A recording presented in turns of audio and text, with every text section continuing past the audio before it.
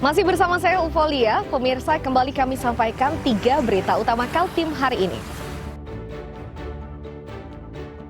3 pengedar uang palsu di Loajanan, Kutai Kartanegara diringkus polisi dengan barang bukti puluhan juta uang palsu.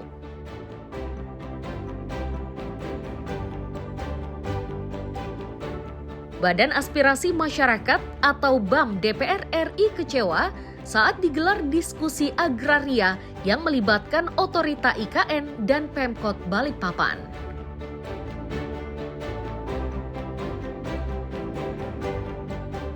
Sekolah rakyat pertama di Samarinda kini sudah resmi berdiri.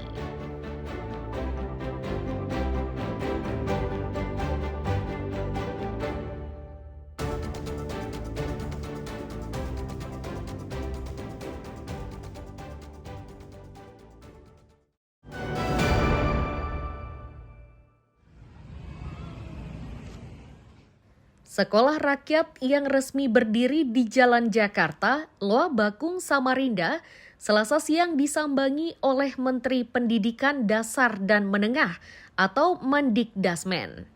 Selain untuk melihat situasi dari dekat, kunjungan ini pun menjadi penanda peresmian sekolah tersebut. Melihat situasi di lapangan, Mendikdasmen menilai langkah dari Pemkot Samarinda sejalan dengan arahan Presiden. Salah satu arahannya adalah agar di setiap kecamatan tersedia satu sekolah unggulan non-asrama. Model ini penting untuk memberi alternatif bagi siswa yang tetap tinggal bersama keluarga tanpa harus menempuh pendidikan berasrama.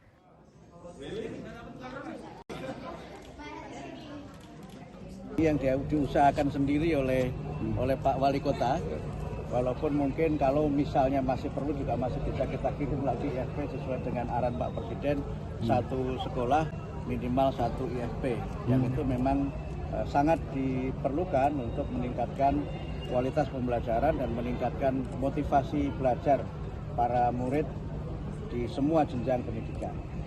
Ini juga sekolah yang mudah-mudahan nanti bisa kami pelajari sistemnya, karena Pak Presiden sempat menyampaikan kepada kami untuk bagaimana di setiap kecamatan itu ada satu sekolah unggulan yang tidak berasrama.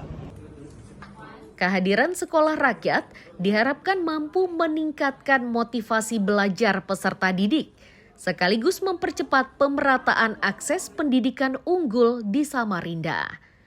Iswanto dan Amir Hamzah melaporkan dari Samarinda.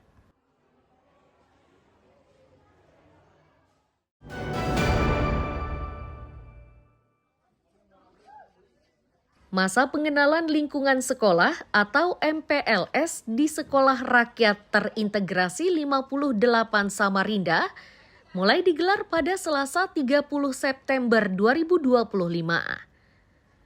Di sekolah ini terdapat 46 murid yang berasal dari 10 kabupaten kota se-Kalimantan Timur. Meski bangunannya masih baru, namun perangkat sekolah mulai buku, serta alat tulis lainnya masih belum tersedia. Untuk mengatasinya, pihak sekolah saat ini terpaksa memanfaatkan kertas bekas untuk kegiatan belajar.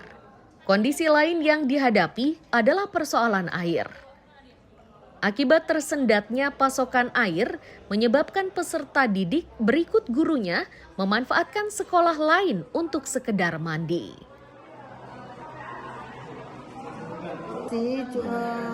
Anak-anak kepingin sekali, tapi kami khawatir, saya juga akan berizin ke atas apakah bisa menggunakan lapangan di atas ya. Khawatir nanti adanya miskom atau apa, kan khawatir kita ada tidak enak dengan tetangga gitu ya, menggunakan fasilitas mereka. Tadi pagi kan mati air, nggak ada, kosong. Anak-anak sebagian dan guru sebagian mandi di sekolah samping gitu, saya belum izin sama sekali itu ya. Ini nanti lama-lama saya jadi nggak enak ya sama tetangga menggunakan fasilitas semua. Ini tapi gitulah karena keterbatasan. Jadi kayak modul belajar belum ada, buku belum ada, ATK juga ada. Jadi sementara ini apa aja Bu yang dimanfaatkan? Kita manfaatkan, saya menggunakan kertas-kertas buram, kertas bekas itu kita gunakan. Printer saya masih pinjam. Meski masih merasakan sejumlah kendala, namun salah satu peserta didik mengaku senang karena bisa menikmati belajar di sekolah tersebut. Selain itu, mereka pun bisa mengenal pelajar dari berbagai daerah di Kaltim. Ketertarikannya karena di sini kami kurang lebih bisa mengenal teman-teman yang lain dari berbagai daerah, lalu kami bisa melanjutkan pendidikan yang lebih cepat, yang lebih pantas. Untuk sekolah ini terdapat 25 siswa tingkat SMA dan 21 murid tingkat sekolah dasar. Mayoritas mereka berasal dari anak putus sekolah, masyarakat tidak mampu namun memiliki kemauan untuk melanjutkan pendidikan. Tim Liputan dan Amir Hamzah melaporkan dari Samarinda.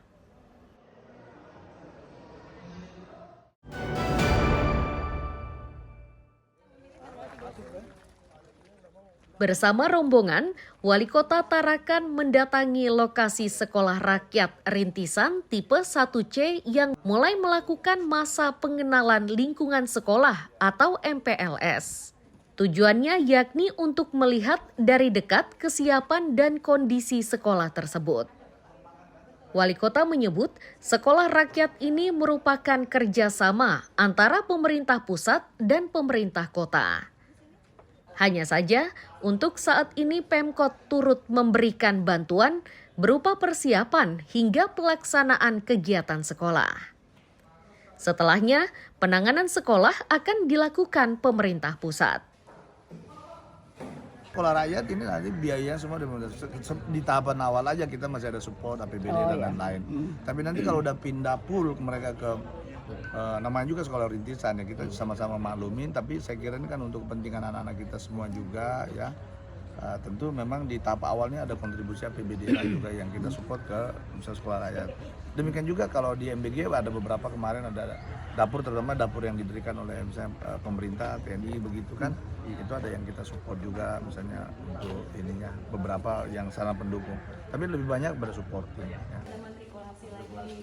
Dari Kepala Sekolah Rakyat Rintisan 1C Tarakan diketahui, jika saat ini mereka sudah melakukan banyak kegiatan mulai dari pengenalan lingkungan sekolah.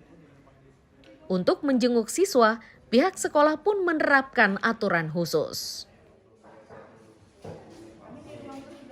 Sendiri ada banyak sekali Bapak kegiatannya, berbeda dari sekolah-sekolah yang lain ya Bapak, karena kita akan melibatkan semua dinas yang memang dibutuhkan, lalu selain itu juga kita akan mengajarkan tentang bagaimana kehidupan berasrama, bagaimana dia bisa akrab dengan temannya dan lain sebagainya.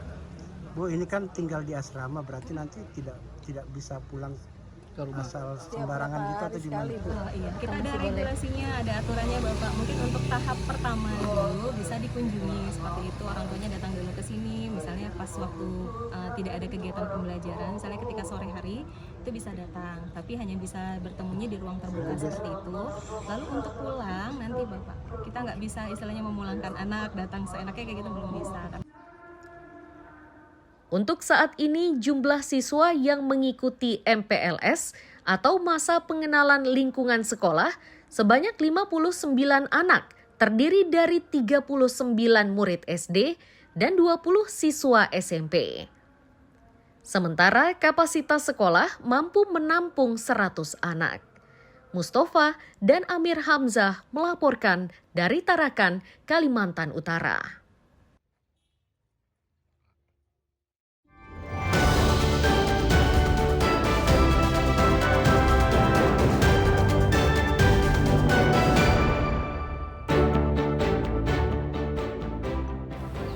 Pemirsa, informasi tadi sekaligus menutup perjumpaan kita kali ini.